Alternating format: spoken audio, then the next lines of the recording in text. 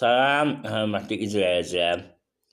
Mən hüquqşünas Zaur Seyidzadə bir həftə idi YouTube kanalı yox idim. Bunun müəyyən səbəbləri var idi, o səbəbi barədə danışacağım.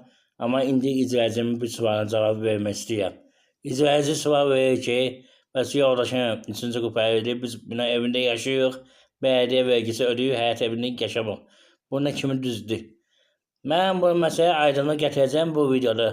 Kimin maraqlısı sonuna qədər izləsin, amma əvvəlcə niyə bir həftədir bu belə YouTube kanalında yox idi, ona aydınlıq gətirmək istəyirəm. Hörmətli izləyicilər, az təminatlı ailələr üçün hüquq yeri yaradan, hüquq məsləhəti vermək üçün özündə əlilliyi olan şəxslərin izləyənlər məbiri, yəni istənilən belə bir şey yaradım. Eyni zamanda mağazin yaradılan ki, əlillərin və az təminatlı ailələrin yaratdığı əl işləri sata bilər orada. Hörmətli izləyicilər, ona görə başın qarışıqdır. Zəhmət olmasa bu videonu bəyənin qoy hamı bilsin. Eyni zamanda keçən bu bələdiyyə məsələsinə, hörmətli izləyicilər, qanunverici əsasən bələdiyyə vergisi demək belə hesablanır. Onu deyin, qeyd edin. Mən bir dəfə demişəm, indi bir dəfə deyəm, qoy hamı bilsin. Hörmətli izləyicilər. Deməli, fikir verin hesablamın qaydasına. Evin 30 kvadratına qədər daxil yoxdur, həyət evi yoxsa bu yine evidir bələdiyyə. Hər kəs bələdiyyə vergisi verməlidir. Amma bir də evlərini kvadratla hesablanır. Amma bunu verməmənin iki yolu var. İndi hamısını izah edirəm. Kvadratla necə hesablanır? Hörmətli izləyicilər.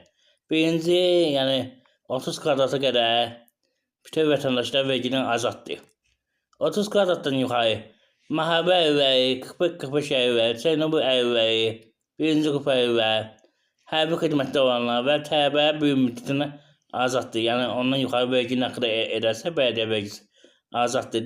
Digər vergi isə verilməlidir. Amma ümumiyyətlə vergi verməyə söhbəti belədir, hörmətli izləyicilər. Nəzərə alın, onu da qeyd edirəm indi bu dəqiqə. Yəni zəhmət olmasa siz bəyənin, mən qeyd edim məsələni. Kimin evinin çıxarışı yoxdursa, o bələdiyyə vergisindən azaddır, hörmətli izləyicilər. Nəzərə alın. Yəni bələdiyyə sizdən vergi tələb edə bilməz, qanunsuzdur. Bir də bu entikara və başqa idarə var ki, sizdən bələdiyyə vergisi adı altında pul yığılır. O da qanunsuzdur, nəzərə alın. Kimin çıxarışı varsa, o yalnız bələdiyyə vergisi verməlidir. Dediyim kimi, o bəyaz siyahət dediyimi, həmin kateqoriyada olan şəxs də azaddır. Nəzərə alın, hörmətli izləyicilər. Orada 30 kvadrat bir də 30 manat. Digər yəni məbləği ödəməlidir. Digər bir məsələyə toxunmaq istəyən ki, 3-cü qrup əlillərlə bağlı, ümumiyyətlə qanunvericilikdə çox nadir hallarda 3-cü qruplarla bağlı nəsə bir imtiyaz var. Demək olar ki, yoxdur.